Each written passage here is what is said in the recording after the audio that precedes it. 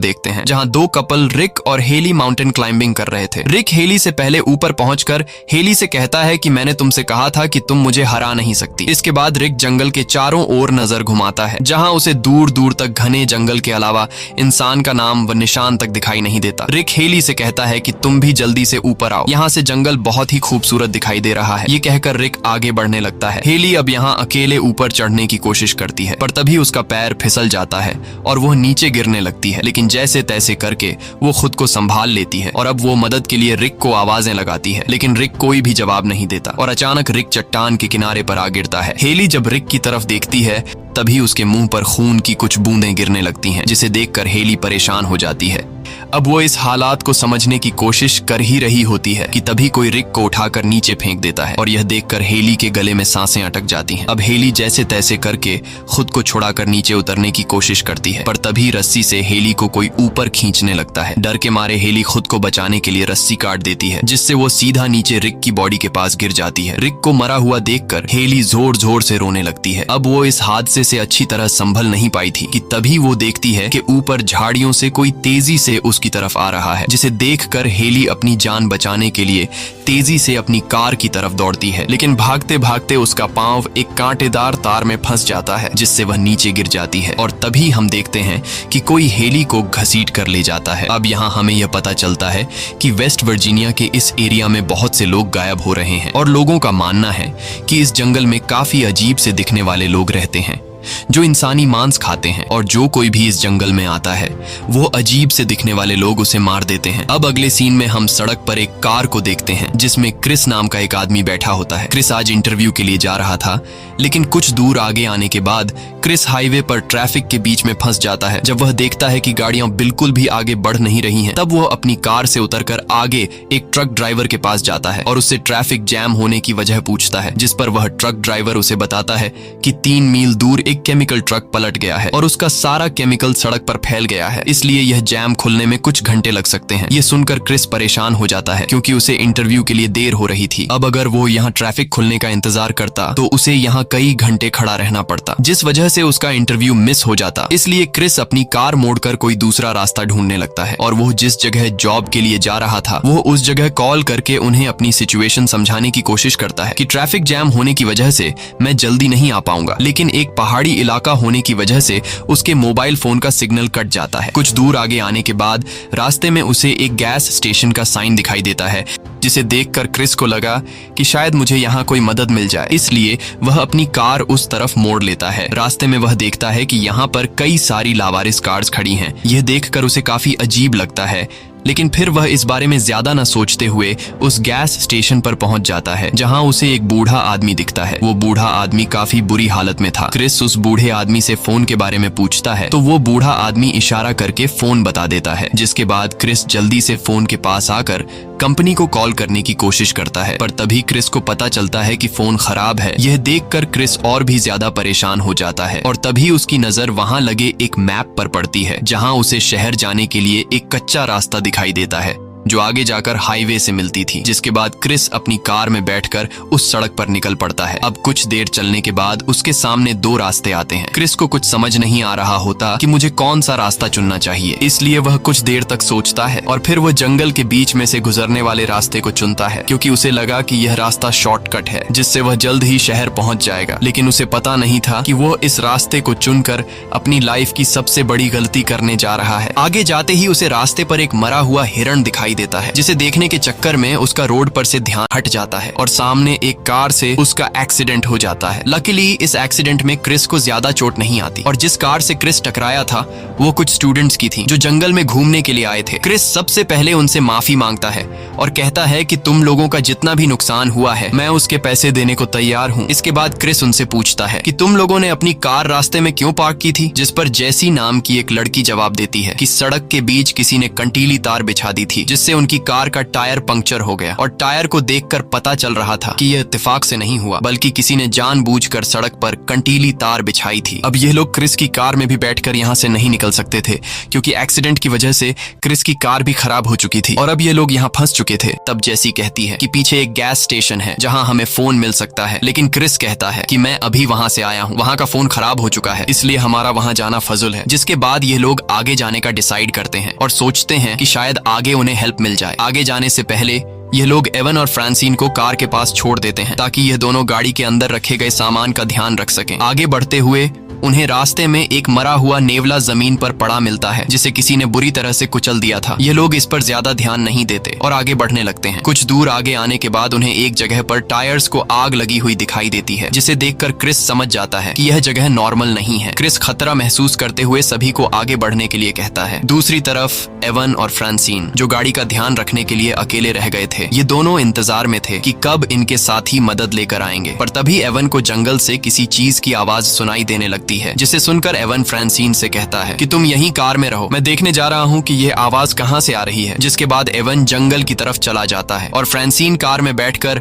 Avon का इंतजार करने लगती है, लेकिन इंतजार करते करते काफी देर हो जाती है और एवन वापस लौटकर नहीं आता। इसलिए फ्रांसिन एवन को ढूंढने जंगल में चली जाती है। आगे बढ़ते हुए उसे एवन का जूता मिलता है। ये देखकर फ्रांसिन को कुछ समझ नहीं आता कि एवन ने अपना एक जूता यहाँ क्यों छोड़ा है और कुछ दूर आगे जाने के बाद उसे जमीन पर एक कटा हुआ इंसान का कान दिखता है और उस कान में रिंग्स देखकर फ्रांसिन समझ जाती है कि यह एवन का कान है। ये देखकर फ्रांसिन बहुत ज्यादा घबरा जाती है और वो समझ जाती है कि यह जगह खतरे से खाली नहीं है। अब इससे पहले कि फ्रांसिन वहां से भाग पाती तभी पीछे से एक आदमी उसे पकड़कर मार डालता है। दूसरी तरफ वो लोग आगे बढ़ते हुए सड़क के एंड तक पहुंच जाते हैं जहां से आगे कोई रास्ता नहीं था, इसलिए वो लोग जंगल के अंदर जाने लगते हैं। कुछ दूर आगे आने के बाद उन्हें सामने एक घर दिखाई देता है जिसे देखकर ये लोग काफी खुश हो जाते हैं क्योंकि उन्हें लग रहा था कि शायद यहाँ हमें हेल्प मिल जाए। अब ये लोग जब इस घर के करीब पहुंचते हैं तो वहाँ उन्हें आसपास बहुत सारी कार्स दिखाई देती हैं जिसे देखकर उन्हें काफी अजीब लगता है। अब यहाँ क्रिस इस घर का दरवाजा नॉक करता है लेकिन अंदर से कोई जवाब नहीं आता, इसलिए अब ये लोग खुद ही अंदर चले जाते हैं। अंदर जाकर ये लोग देखते हैं कि यह घर बहुत ही बुरी हालत में है। इसे देखकर ऐसा लग रहा था कि इस घर की कई महीनों से सफाई नहीं हुई है। खाने का टेबल बहुत ही गंदी हालत में था। अब यहाँ ये लोग फोन या रेडियो ढूंढने के लिए घर की जांच पड़ताल करने लगते हैं। तभी उन्हें ढेर सारी कार्स की चाबियां मिलती हैं। क्रिस जब फ्रिज खोलता है तो उसकी आंखें खुली की खुली रह जाती हैं क्योंकि वहाँ किसी ने इंसान के बॉडी पार्ट्स बॉटल्स में रखे थे। वहीं जेसी जब बाथरूम में जाती है तो वहाँ उसे बाथ टब में इंसान की डेड बॉडी पड़ी मिलती है जिसे देखकर वो बहुत ज्यादा घबरा जाती है। और तभी एक बाल्टी का ढक्कन हटाने पर उन्हें वो कंटीला तार दिखाई देता है जिससे उनकी कार पंक्चर हुई थी। ये सब देखकर ये लोग समझ जाते हैं कि इस घर में जो भी रहता है वह बहुत ही ज्यादा खतरनाक है। अब ये लोग जल्दी से वहां से निकलने लगते हैं और जैसे ही ये लोग दरवाजे के करीब पहुंचते हैं तभी उन्हें एक गाड़ी की आवाज सुनाई देती है। क्रिस जब खिड़की से छिपकर देखता है तो उसे पता चलता है कि यहाँ एक गाड़ी आ रही है। अब ये लोग जिस दरवाजे से आए थे उस दरवाजे से तो निकल नहीं सकते थे क्योंकि सामने से वो गाड़ी आ रही थी, इसलिए ये सब पीछे के दरवाजे से निकलने का सोचते हैं, लेकिन पीछे का दरवाजा ब्लॉक किया गया था। अब यह लोग बुरी तरह से फंस चुके थे और उन्हें कुछ समझ नहीं आ रहा था कि यहाँ से कैसे निकला जाए। जब उन्हें बाहर निकलने का कोई भी रास्ता नहीं मिलता तब ये लोग जल्दी से अलमारी और बेड के नीचे छिप जाते हैं। कुछ देर बाद वो मॉन्स्टर्स अंदर आते हैं और फ्रांसिन की बॉडी को बिल्कुल उनके सामने लाकर पटक देते हैं जिसे देखकर ये लोग बहुत ज्यादा डर जाते हैं। और तभी ये लोग उन मॉन्स्टर्स के चेहरे देख लेते हैं जिनके चेहरे देखने में बहुत ही ज्यादा डरावने थे। दरअसल ये तीनों आदमखोर थे जो इंसानी मांस खाते थे और ये तीनों फ्रांसिन की लाश को उठाकर एक टेबल पर पटक देते हैं और तीनों मिलकर उसे काटना शुरू कर देते हैं। ये खौफनाक मंजर देखकर जेसी काफी ज्यादा डर जाती है और जैसे ही वह चिल्लाने वाली होती है तभी क्रिस उसके मुंह पर हाथ रख देता है और जेसी की आवाज को दबा लेता है। इसके बाद वह तीन आदमखोर फ्रांसिन की बॉडी को खाकर सो जाते हैं। अब मौका देखकर क्रिस और जेसी धीरे धीरे घिसटते हुए बेड के नीचे से निकलते हैं और इन दोनों को देखकर कार्ली और नताशा भी अलमारी के पीछे से बाहर आ जाते हैं और यह चारों दबे पांव वहां से निकलने लगते हैं। अब तीन लोग तो बाहर निकलने में कामयाब हो जाते हैं, लेकिन आखिर में जैसे ही क्रिस निकलने वाला होता है तभी उसकी हलचल से एक आदमखोर की आंख खुल जाती है और वह क्रिस को देख लेता है। अब क्रिस जब समझ जाता है कि आदमखोर ने मुझे देख लिया है तब वह तेजी से वहां से भागने लगता है। ये चारों दौड़ते हुए जंगल की तरफ जाने लगते हैं, लेकिन अब वह आदमखोर भी गाड़ी में बैठकर उनका पीछा करने लगते हैं। यह लोग भागते भागते एक ऐसी जगह पहुंचते हैं जहां बहुत सारी लावारिस गाड़ियां खड़ी थी। अब यहाँ क्रिस गाड़ी में बैठकर यहाँ से निकलने का सोचता है और जब वह हर एक गाड़ी को स्टार्ट करने की कोशिश करता है तो वहां मौजूद सभी गाड़ियां खराब थी। नहीं। अब ये लोग सोच ही रहे होते हैं कि यहाँ से कैसे निकला जाए कि तभी वहाँ आदमखोर अपनी गाड़ी में पहुंच जाते हैं, जिसे देखकर यह लोग गाड़ियों के पीछे छिप जाते हैं। लेकिन उन आदमखोरों को पहले से पता था कि वह लोग गाड़ियों के पीछे छिपे हैं, इसलिए यह 3 आदमखोर उनकी तरफ बढ़ने लगते हैं। अब यहाँ क्रिस के दिमाग में एक आइडिया आता है। वह अपने साथियों से कहता है कि मैं यहाँ से भागकर उनका ध्यान भटकाऊंगा और जब वह लोग मेरे पीछे लग जाएं, तब तुम लोग उनकी गाड़ी चुरा लेना। अब प्लान के मुताबिक क्रिस चिल्लाते हुए उनका ध्यान अपनी तरफ करता है और सीधा जंगल की तरफ भागने लगता है। लेकिन तभी एक आदमखोर सीधा उसके पैर पर शूट कर देता है, जिससे क्रिस नीचे गिर जाता है। अब वह आदमखोर क्रिस को मारने के लिए आगे बढ़ते हैं। तब कार्ली क्रिस की जान बचाने के लिए दूसरी तरफ भागने लगता है, जिससे आदमखोर उसे देख लेते हैं और अब आदमखोर कार्ली के पीछे लग जाते हैं। मौके का फायदा उठाते हुए जेसी और नटाशा जल्दी से क्रिस को उठाकर उन आदमखोरों की गाड़ी के पास ले आते हैं। अब वह तीनों जल्दी से गाड़ी में बैठकर वहां से निकलने लगते हैं और जंगल में अपने साथी को ढूंढने लगते हैं। कुछ दूर आगे जाने के बाद उन्हें कार्ली दिखाई देता है, जिसके लिए यह लोग अपनी गाड़ी रोक लेते हैं और कार्ली को चिल्लाकर जल्दी से गाड़ी में बैठने को कहते हैं। कार्ली भी दौड़ते हुए उनकी तरफ आने लगता है, लेकिन तभी पीछे से एक तीर आकर कार्ली के सीने के आर पार चला जाता है। अपने साथी को मरता हुआ देखकर यह लोग बहुत ज्यादा मायूस हो जाते हैं और तभी वह आदमखोर क्रिस पर भी तीर बरसाने लगते हैं। अब अपनी जान बचाने के लिए यह लोग जल्दी से वहां से निकल जाते हैं। कुछ दूर आने के बाद यह लोग देखते हैं कि उन आदमखोरों ने रास्ते में एक बड़ा पेड़ रखकर रास्ता ब्लॉक कर दिया है, इसलिए अब यह लोग पैदल ही जंगल में आगे बढ़ने लगते हैं। कई घंटों से पैदल सफर करने के बाद यह लोग थक जाते हैं, जिस वजह से यह लोग एक जगह बैठकर आराम करने लगते हैं। अब रात भी होने वाली थी और उन्हें कुछ समझ नहीं आ रहा था कि रात कहाँ बिताई जाए, क्योंकि अगर वह यहीं जंगल में सोते तो वह आदमखोर उन्हें ढूंढकर मार देते। इसलिए यह लोग फिर से एक सेफ जगह की तलाश में निकल पड़ते हैं और तभी नताशा लकड़ी का बना हुआ एक टावर दिखाई देता है। टावर को देखकर उन्हें रात बिताने के लिए एक सेफ जगह मिल जाती है। इसके बाद यह लोग उस पर चढ़ जाते हैं। ऊपर टावर से जब वह देखते हैं तो उन्हें चारों तरफ दूर दूर तक जंगल दिखाई देता है। क्रिस के पैर में पट्टी कर देती है। वहीं उन्हें एक रेडियो भी मिलता है, जिससे ऑन करके यह लोग बाहर की दुनिया से कांटेक्ट करने की कोशिश करते हैं, पर उन्हें कोई भी जवाब नहीं मिलता। इस बीच क्रिस देखता है कि वह 3 आदमखोर उन्हें ढूंढते हुए टावर के पास पहुंच गए हैं। उन्हें देखकर यह लोग चुपचाप बैठ जाते हैं और उनके जाने का इंतजार करते हैं, पर तभी कोई रेडियो पर उन्हें जवाब देता है, जिसकी आवाज नीचे मौजूद 3 आदमखोर सुन लेते हैं और वह समझ जाते हैं कि यह लोग ऊपर टावर में छिपे हैं। जिसके बाद आदमखोर ऊपर टावर पर चढ़ने लगते हैं। अब अपनी जान बचाने के लिए क्रिस टावर में अंदर आने का रास्ता ब्लॉक कर देता है। अब कुछ देर तक शांति हो जाती है और उन्हें लगने लगता है कि शायद आदमखोर यहाँ से चले गए, पर तभी इनके टावर में धुआं होने लगता है, जिससे उन्हें पता चलता है कि उन आदमखोरों ने टावर को आग लगा दी है। अब यह लोग बुरी तरह से फंस चुके थे और उन्हें अपनी मौत दिखाई देने लगती है। क्रिस कहता है कि अगर हम यहाँ रहे तो आग में जलकर मारे जाएंगे, इसलिए क्यों न सामने के पेड़ पर कूदकर अपनी जान बचाने की कोशिश की जाए। अब यहाँ क्रिस सबसे पहले टावर से सामने के पेड़ पर कूद जाता है और पेड़ की एक टहनी को पकड़कर नीचे गिरने से खुद को बचाता है। जिसके बाद वह 2 लड़कियां भी टावर से पेड़ पर कूद जाती हैं, लेकिन कूदते समय नीचे 3 आदमखोर उन्हें देख लेते हैं और उनमें से एक उन्हें मारने पेड़ पर चढ़ने लगता है। उधर ये लोग टहनियों के सहारे धीरे धीरे आगे बढ़ते हैं, लेकिन नताशा सबसे पीछे होती है और तभी पीछे से एक आदमखोर आकर नताशा को बड़ी बेरहमी से मार डालता है। अब क्रिस जेसी को लेकर आगे बढ़ता है, लेकिन वह आदमखोर भी उनका पीछा करने लगता है। अब यहाँ क्रिस के दिमाग में एक आइडिया आता है। क्रिस समझदारी से काम लेते हुए एक टहनी को खींचकर पकड़ लेता है और जेसी उस आदमखोर को फंसाकर वहां तक ले आती है। जैसे ही वह आदमखोर उनके नजदीक आता है, तब क्रिस टहनी छोड़ देता है, जिससे वह आदमखोर नीचे गिर जाता है। अपने साथी को जख्मी हालत में देखकर नीचे मौजूद 2 आदमखोर काफी ज्यादा गुस्सा हो जाते हैं। इधर यह दोनों चुपके से पेड़ की टहनियों से गुजरते हुए एक झरने के पास पहुंच जाते हैं और रात वहीं पर बिताते हैं। सुबह होते ही यह दोनों वहां से निकलने लगते हैं और चलते चलते उन्हें एक सड़क दिखाई देती है। सड़क को देखकर ये दोनों बहुत ज्यादा खुश हो जाते हैं, लेकिन उनकी यह खुशी कुछ ही देर की मेहमान थी। तभी पीछे से एक आदमखोर आकर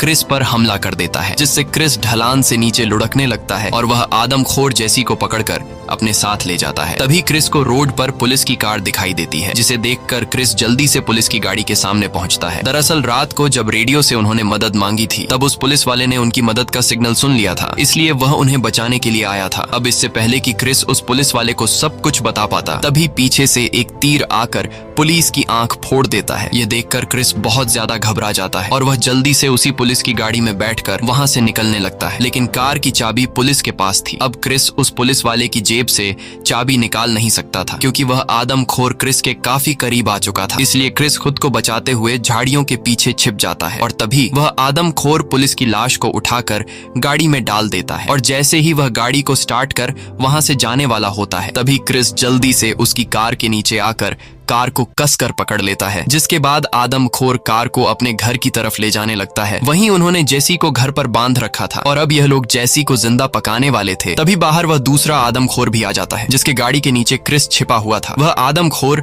उस मरे हुए पुलिस की बॉडी को उठाकर घर के अंदर ले जाता है और ये लोग उस पुलिस की बॉडी को काटकर उसके टुकड़े बना लेते हैं। इसके बाद एक आदमखोर चाकू उठाकर जेसी को मारने के लिए आता है, पर तभी क्रिस उनके दरवाजे पर आग लगा देता है और जैसे ही वह आदमखोर दरवाजे की तरफ जाता है, तब क्रिस फुल स्पीड से कार घर के अंदर घुसाकर उस आदमखोर को कुचल देता है। इसके बाद क्रिस दूसरे आदमखोर पर हमला करके उसे भी बुरी तरह घायल कर देता है और जल्दी से जेसी को आजाद करने लगता है। लेकिन तभी पीछे से एक आदमखोर आकर क्रिस को उठाकर पटक देता है और एक कुल्हाड़ी से क्रिस पर जानलेवा हमला करने लगता है और जैसे ही वह आदमखोर क्रिस को मारने वाला होता है, तभी जेसी हिम्मत जुटाकर एक तीर सीधे उस आदमखोर के सिर के पीछे मारती है, जिससे वह आदमखोर नीचे गिर जाता है। अब ये दोनों जैसे ही घर से बाहर निकलने वाले होते हैं, तभी एक दूसरा आदमखोर क्रिस पर हमला कर देता है। लेकिन अब जेसी भी क्रिस के साथ मिलकर उस आदमखोर से लड़ने लगती है, इसलिए वह आदमखोर उनके सामने कमजोर पड़ जाता है और तभी जेसी जल्दी से एक कुल्हाड़ी उठाकर उस आदमखोर के सीने पर वार करके उसे नीचे गिरा देती है। और अब जैसे ही यह लोग घर से बाहर निकलने लगते हैं, तभी वही आदमखोर जेसी का पैर पकड़ लेता है, लेकिन जेसी उससे खुद को छुड़ा लेती है और वो दूसरा आदमखोर जिसके सर के पीछे तीर लगा था, वह भी दोबारा उठने लगता है। ये आदमखोर मरने का नाम ही नहीं ले रहे थे। अब क्रिस और जेसी जल्दी से उस घर से बाहर निकल जाते हैं। यहाँ क्रिस के पास बंदूक में सिर्फ एक ही गोली बची होती है, इसलिए क्रिस समझदारी से काम लेते हुए उस पुलिस वाले की कार के पीछे लगी गैस टैंक को शूट कर देता है, जिससे उस पूरे घर में ब्लास्ट हो जाता है और फाइनली उस घर में मौजूद आदमखोर आग में जलकर मारे जाते हैं। इसके बाद क्रिस और जेसी उन्हीं आदमखोरों की गाड़ी में बैठकर वहां से निकल जाते हैं और सीधे उस गैस स्टेशन पर पहुंचते हैं, जहां क्रिस वह नहीं चाहता था कि इस मैप को फॉलो करते हुए जो कुछ उसके साथ हुआ वह किसी और के साथ ना हो और कोई भी दोबारा इस रास्ते पर न जा सके। इसी के साथ ये कहानी खत्म हो जाती है। अगर आपको ये वीडियो अच्छी लगी हो तो हमारे चैनल को सब्सक्राइब और वीडियो को लाइक जरूर कीजिए और अगर आपको इस मूवी का सेकंड पार्ट देखना है तो कमेंट में पार्ट 2 लिखें।